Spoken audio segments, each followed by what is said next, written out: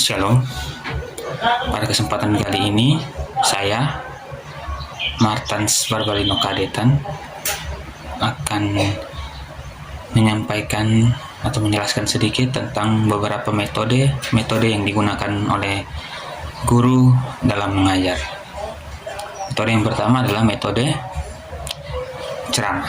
Metode ceramah berbentuk sebuah komunikasi satu arah dari guru kepada siswa, di mana guru sebagai penyedia dan guru yang menyiapkan, guru yang menyampaikan informasi atau materi, dan siswa hanya sebagai penerima atau pendengar yang nanti akan dituangkan pemahamannya dalam bentuk ujian. Nah, kelemahan dari metode ini adalah guru dan siswa tidak memiliki komunikasi yang aktif.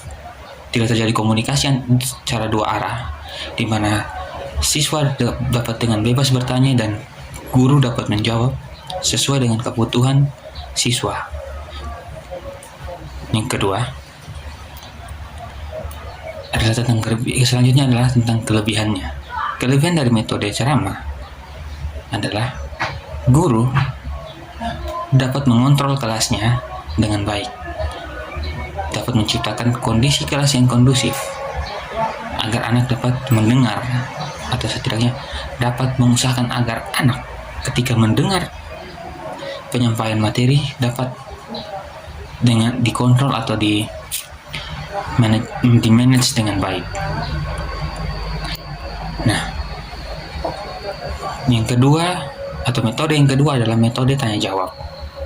Metode tanya jawab adalah metode yang menggunakan interaksi atau komunikasi dua arah antara murid dan gurunya. Di sini guru akan bertanya, lalu muridnya yang menjawab. Setelah menjawab, guru akan terus memancing atau menstimulus siswa agar siswa mau bertanya kepada guru dan guru yang menjelaskan kembali. Begitu terus polanya sampai sekiranya tujuan dari pembelajaran dapat dicapai. Nah, kelebihannya itu tadi. Kelebihannya seperti yang telah dikatakan tadi, bahwa kelebihannya adalah terjadi komunikasi interaktif antara siswa dan guru. Namun, dan juga guru bisa menjawab kebutuhan dari peserta didiknya sesuai dengan apa yang mereka butuhkan dari penjelasan materi yang diberikan atau yang sudah mereka pelajari sebelumnya.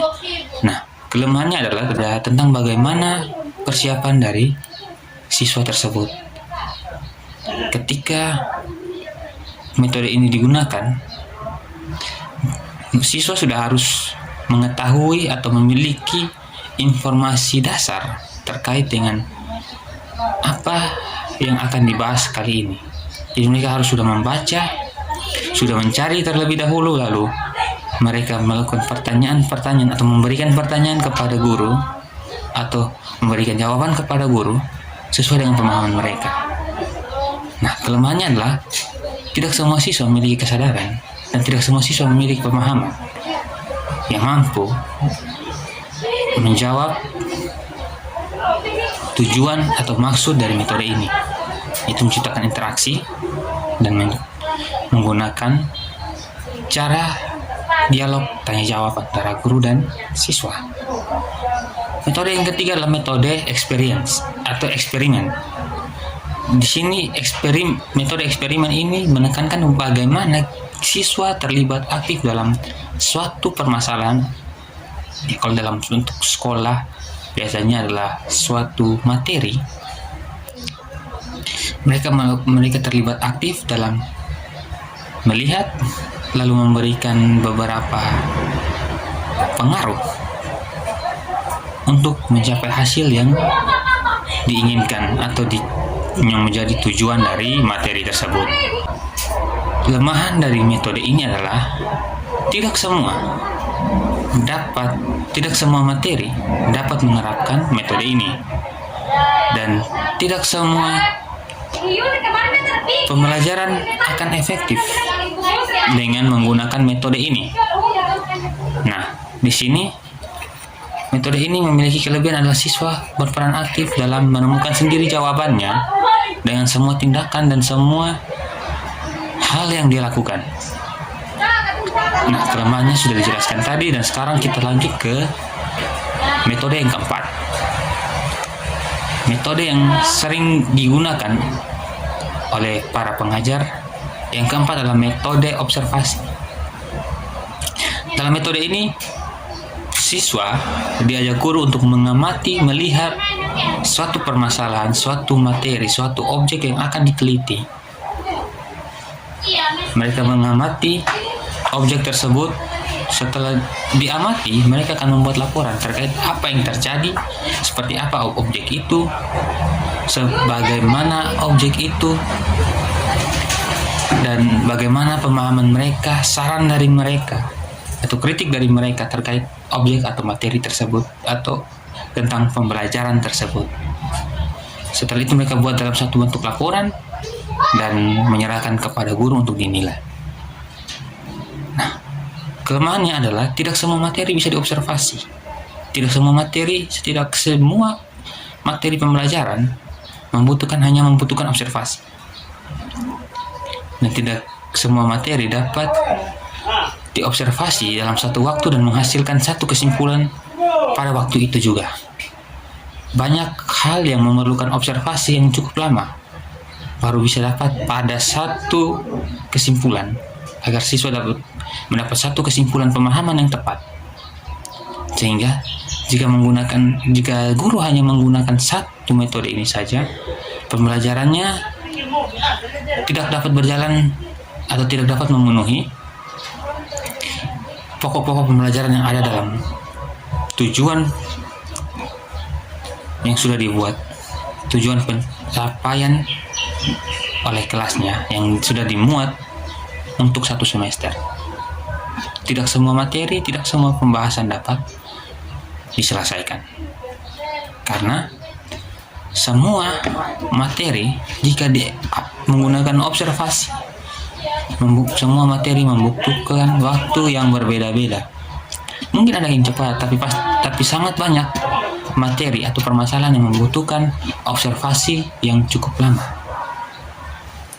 Nah, sebagai guru, bagaimana kita bisa memanage rentang waktu semester yang sudah disediakan sesuai dengan kalender akademik dengan tujuan dari pembelajaran dan pendidikan yang hendak dicapai dan harus dicapai. Satu metode yang paling disarankan, yang saya sarankan secara pribadi, adalah metode mixing, di mana guru atau pengajar mencampur beberapa metode yang sekiranya cocok. Mungkin menggabungkan antara metode observasi dengan metode eksperimen, menggabungkan metode tanya jawab dengan ceramah, atau menggabungkan metode eksperimen dan tanya jawab, atau menggabungkan mungkin tiga metode sekaligus, atau 4 atau 5 atau berapa saja. Jadi yang mau ditekankan di sini adalah bagaimana kita sebagai guru mampu memanage kelas dengan menggunakan berbagai metode yang ada, cara yang ada untuk memanage kelas, sehingga tujuan dari materi, tujuan pembelajaran bisa kita capai. Bisa menggabungkan berbagai metode yang sesuai dengan materi. Itu adalah cara atau menunjukkan bagaimana cara kita memanage kelas kita dengan baik. Disinilah pentingnya kita belajar manajemen pendidikan, sehingga kita bisa memanage pendidikan yang kita sebagai tenaga pendidik, pelaku pendidikan, orang yang hidup dalam dunia pendidikan, bisa mengatur dan manajemen itu semua dengan rapi, dengan baik, dan mencapai tujuan dengan sempurna. Akhir kata dari saya, terima kasih sudah mendengarkan sedikit video singkat dari saya. Masih banyak kesalahan dan kekurangan dalam video ini. dari penjelasan yang saya sampaikan. Terima kasih. Sampai jumpa di video selanjutnya. Shalom.